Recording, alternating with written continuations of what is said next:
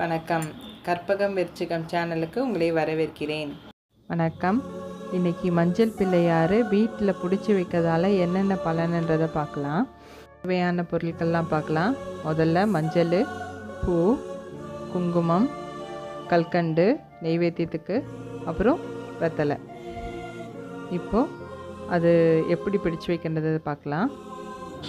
முதல்ல வெத்தலையை நல்லா கழுவிட்டு காம்பை எடுத்துட்டு வெத்தலைக்கு மேலே, நடுவில், நுனியில் 3 இடத்துலையும் மஞ்சளும் குங்குமம் வைக்கணும்.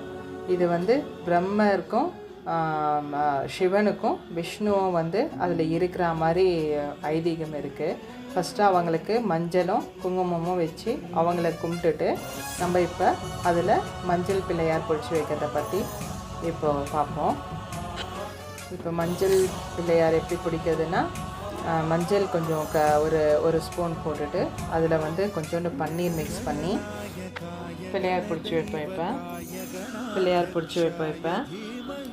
இப்போ நான் 5 பிள்ளையார் பிடிச்சி வச்சுருக்கேன். ஒன்று பிஸ்னஸ் டெவலப்மெண்ட்கோசம் ஒரு பெரிய பிள்ளையார் ஒன்று பிடிச்சி வச்சுருக்கேன் நடுவில் ஃபஸ்ட்டு. அதுக்கப்புறம் என் வீட்டுக்காருக்குன்னு சொல்லிட்டு ஒரு மஞ்சள் பிடிச்சி வச்சுருக்கேன். அடுத்தது எனக்கு இப்போது கிரக இதுவெல்லாம் சரியில்லைன்னு சொன்னாங்க, அதனால் என்னுடைய இதுக்குன்னு சொல்லிட்டு ஒரு பிள்ளையார் பிடிச்சி வச்சுருக்கேன். அடுத்தது என்னுடைய பசங்களுக்குன்னு சொல்லி 3 பிள்ளையார் பிடிச்சி வச்சுருக்கேன். அவங்களுக்கும் இப்போது நேரம் சரியில்லைன்னு சொன்னாங்க, அதனால் அவங்களுக்கும் 3 பேருக்கும் சேர்த்து 3 பிள்ளையார் பிடிச்சி வச்சுருக்கேன். இப்போ இந்த பிள்ளையார் பிடிச்சி வச்சது நம்ம எவ்வளோக்கு எவ்வளோ நம்ம வேண்டிட்டு நம்ம செய்கிறோமோ கண்டிப்பாக அதனுடைய பலன் இருக்குது. இப்போ அடுத்தது சாமிக்கு பூ வச்சிடலாம். பூ வச்சுட்டு நெக்ஸ்ட்டு நெய்வேத்தியம் வைக்கலாம். நான் கீழே உச்சிஷ்ட கணபதின்னு சொல்லிட்டு பிள்ளையார் வச்சுருக்கேன். அதனுடைய வீடியோ இன்னொரு வாட்டி நான் உங்களுக்கு போட்டு காட்டுறேன். ரொம்ப ஸ்பெஷலு. இப்போ இவருக்கு கல்கண்டை நெய்வேத்தியம் பண்ணுறேன். நான் கல்கண்டை வச்சுட்டு சாமிக்கு இப்போது நம்ம சாமியுடைய ஸ்லோகம்ஸ் எல்லாம் உங்களுக்கு தெரிஞ்ச ஸ்லோகம் எல்லாமே நீங்கள் சொல்லலாம். எனக்கு தெரிஞ்ச ஒரு 3-4 ஸ்லோகம் சொல்கிறேன். அது இருக்கிறதுலே ரொம்ப விசேஷமான ஸ்லோகம். இதெல்லாம் எனக்கு தெரிஞ்ச பிள்ளையார் ஸ்லோகம் நான் சொல்கிறேன்.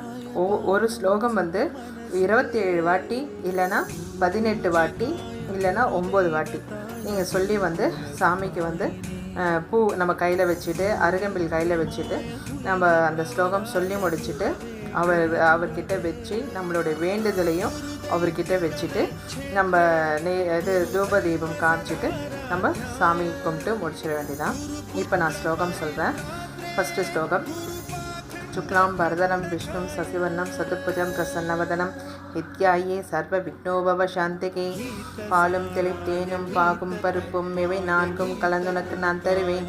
கோலம் செய்துங்க கரிமுகத்து தூமணியே நீ எனக்கு சங்கத்தமிழ் ஒன்றும் தா. மோஷித வாகன மூல பொருளோனே வாமன ரூப மகேஸ்வர புத்திர விக்ன விநாயக பாத நமஸ்தே. ஓம் ஸ்ரீம் க்ரீம் க்ளீம் க்ளௌம் கம் கஹேஹி லக்ரீம் தச்ச விதுருணவரண்யம் கணபதயே க்ளீம் அசகசல அக்ரீம் பர்கோ தேவஸ்ய தீமஹி வரவரத சாஹு சஹல அக்ரீம் நித்யோன பிரச்சோதயாது சர்வஜனமே வஸ்மானாய ஸ்வாஹா. இப்போ இந்த ஸ்லோகம் 9 வாட்டி சொல்லி முடிச்சுட்டு தூப தீபம் காட்டலாம். ஃபஸ்ட்டு ஊதவத்தி தீபம் காட்டுறேன் நான். இப்போ ஒரு சின்ன கற்பூரம் வச்சு நம்ம அவருக்கு தீபம் ஆரத்தி காமிச்சிட்டு சாமி கும்பிட்டு பூஜையை முடிச்சிடுவோம். திரும்பவும் நம்மளுடைய வேண்டுதலை பிள்ளையார்கிட்ட சமர்ப்பணம் பண்ணிவிட்டு நம்ம இந்த பூஜையை இதோடு முடிச்சுப்போம்.